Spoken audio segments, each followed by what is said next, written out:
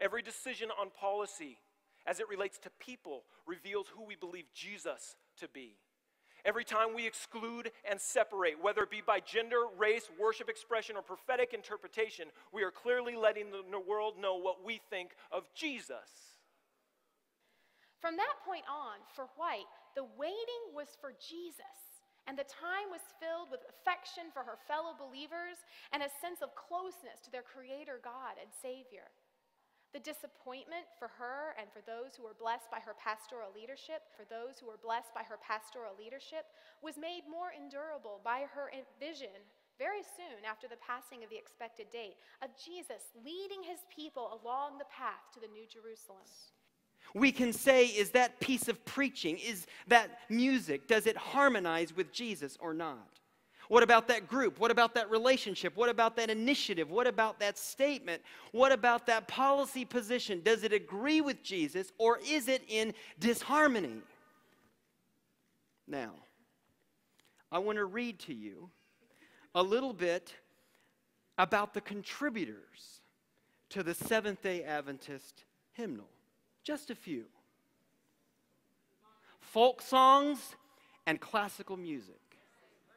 Boys and girls.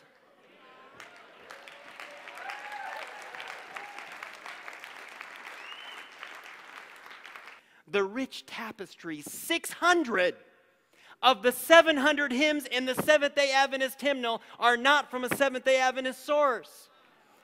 You see, God has never given the totality of his image to just one gender or just one skin color or just one ethnicity or just one historical time period or just one group of people or just one movement or just one church. Ladies and gentlemen, the implication of saying that Jesus is everything means that the barriers that we have in our community must come down.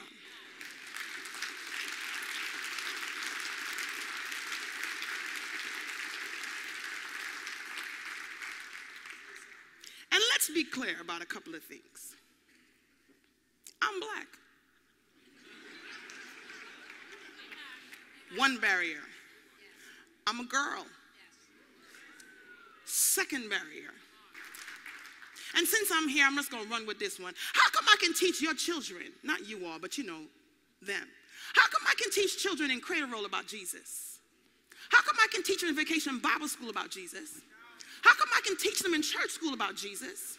I can teach them in college, high school maybe. I can even get to college and teach them about Jesus. But when it comes to Sabbath morning, I can't tell them about Jesus because I'm a girl?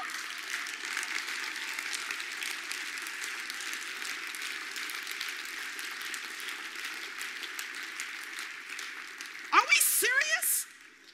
Shouldn't you have prevented me from telling them about Jesus in the most formative years of their life? Did the prophet to this church not declare to us that by age 6, all children learn what they need to know anyway? So then when I had the baby, you should have just took him from me and raised him yourself. I'm just saying. And I realize that I'm not a theologian. I am not. I don't have a PhD. Not yet anyway. I'm going to get one of those someday. So my theology may seem really all over the place, but I don't want to have authority over anybody. Can I be clear about that? I want to serve you. Can I serve you? I'm going to let that go because some of y'all looking like you're struggling. So let me go on. Else, like Mark Wheatus, I chose to be here, and none of y'all going to chase me out. Not one. I'm looking around the room. None of y'all.